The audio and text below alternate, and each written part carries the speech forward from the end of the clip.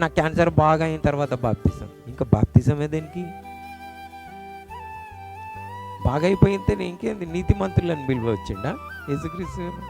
పాపులను నీతిమంతులను చేస్తా అని పిలిచిండు. మీరే నీతిమంతులు అయిపోతే ఇంకా బాప్తిజం దేనికి? యేసుక్రీస్తు ప్రభు దేనికి? అవసరం లేదు కదా. అర్థమైందా మీకు?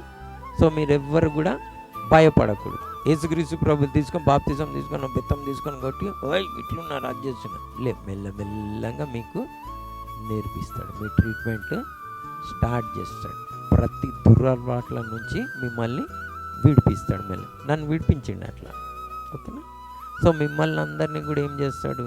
ప్రతి దుర్వలవాట్ల నుండి విడిపిస్తాడు. సో బాప్తిజం అనేది ఏంది?